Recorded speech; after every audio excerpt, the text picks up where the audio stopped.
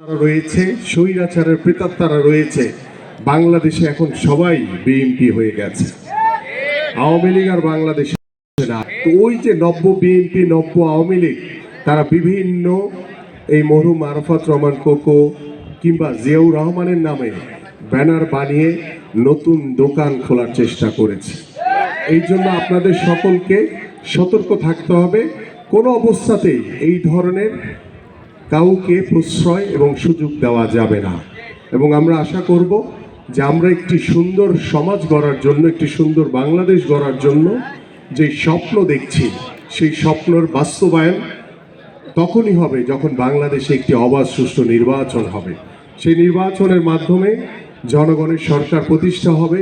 সেই জনগণের সরকারের কাছে বাংলাদেশের জনগণের জবাবদিহিতা থাকবে এবং সেই জবাবদিহিতার মাধ্যমে আমরা একটি সুন্দর সমাজ গড়তে পারবো, একটি গণতান্ত্রিক বাংলাদেশ গড়তে পারবো, একটি স্বৈরাচার মুক্ত বাংলাদেশ গড়তে পারবো। কারণ আপনারা সকলেই জানেন, আমরা এখন পর্যন্ত পরিপূর্ণভাবে গণতন্ত্র প্রতিষ্ঠা করতে পারিনি। আমরা এখন পর্যন্ত পরিপূর্ণভাবে স্বৈরাচার মুক্ত হয়েছি, বাট পরিপূর্ণভাবে এখনো স্বৈরাচার মুক্ত হতে পারেনি। কারণ বাংলাদেশের রাষ্ট্রীয় প্রতিষ্ঠানগুলোতে, বাংলাদেশের জাতীয় গণমাধ্যমগুলোতে এখনো স্বৈরাচারের প্রেতাত্মারা বসে আছে। এই স্বৈরাচারদেরকে যদি আমরা পরিপূর্ণভাবে নির্মূল করতে না পারি, তাদেরকে আইনের আওতায় এনে বিচার করতে না পারি, তাহলে বাংলাদেশ এখন পর্যন্ত কিন্তু একটি ষড়যন্ত্রের ভিতরে রয়েছে।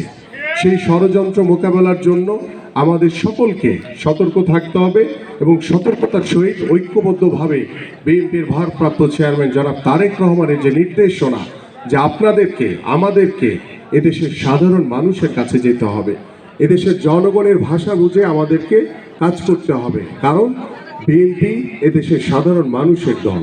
কারণ বিএনপি বাংলাদেশের জনগণের কল্যাণের জন্য কাজ করবে, বিএনপি বাংলাদেশের জনগণের উন্নয়নের জন্য কাজ করবে।